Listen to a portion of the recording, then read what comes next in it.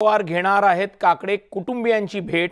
निंबूतीतल्या काकडे कुटुंबीय हे शरद पवारांचे प्रतिस्पर्धी होते।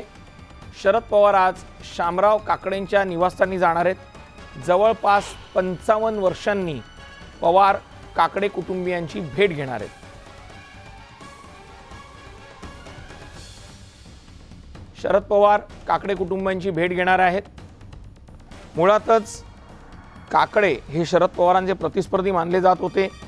दोघांमध्येही राजकीय वाद टिकेला पोचलेला होता। शीतयुद्ध दोघांमध्ये प्रचंड होतं। त्यामध्ये जवळपास गेल्या 55 वर्षांपासून पवार आणि काकडे यांच्यातले वाद होते। मात्र आता ते त्यांची भेट घेणार आहेत, त्यांच्या निवासस्थानी जाणार आहेत। अधिक माहिती जाणून घेऊयात। आपले प्रतिनिधी जितेंद्र जाधव आपल्या सोबत जोडले गेलेले आहेत। जितेंद्र, 55 वर्षांनी शरद पवार काकडेंना भेटणार आहेत।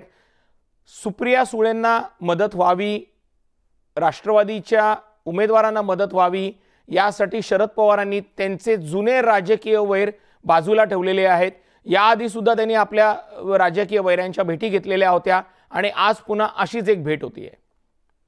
अगदी खरं आहे तुषार, आपण बघितलंय की आपण जे प्रतिस्पर्धी राहिलेले बोरचे अनंतराव थोपटे यांची देखील शरद पवार यांनी भेट घेतली होती आणि आज आपण पाहतोय की गेल्याच 8 दिवसापूर्वीच एक माजी खासदार संभाजीराव काकडे यांच्या पत्नी कंठवती संभाजीराव काकडे यांचं दुःखद निधन झालं होतं।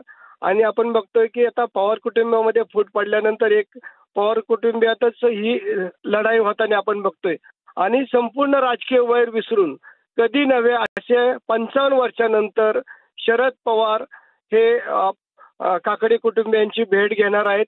आणि आपण बघितलं की गेल्या 5-10 वर्षात अजितदादांनी काकडे कुटुंबियांशी मनमिलन केलं होतं। त्यांच्या नातवांना सोमेश्वर कारखान्यावर संधी दिली होती। परंतु एका बाजूला अजित पवार जरी काकडे कुटुंबियांशी मनमिलन केलं असलं तरी गेल्या 55 वर्षात शरद पवारांनी कुठल्याही कार्यक्रमाला काकडे कुटुंबियांची हजेरी लावली नव्हती। परंतु आता सर्व वैर बाजूला ठेवून आपल्या कन्येसाठी ते मैदानामध्ये उतरताना आपल्याला दिसतंय। तुम्ही सांगताय त्या पद्धतीने शरद पवारांनी अद्यापर्यंत काकडेंची भेट घेतलेली नव्हती। मात्र आता त्यांच्या पत्नींचं निधन झाल्यामुळे ही सांत्वनपर भेट मानली जरी जात असली तरीही या भेटीला राजकीय महत्त्वाची आणि राजकारणाची किनार नक्कीच आहे। धन्यवाद जितेंद्र, तुम्ही दिलेल्या या माहितीसाठी।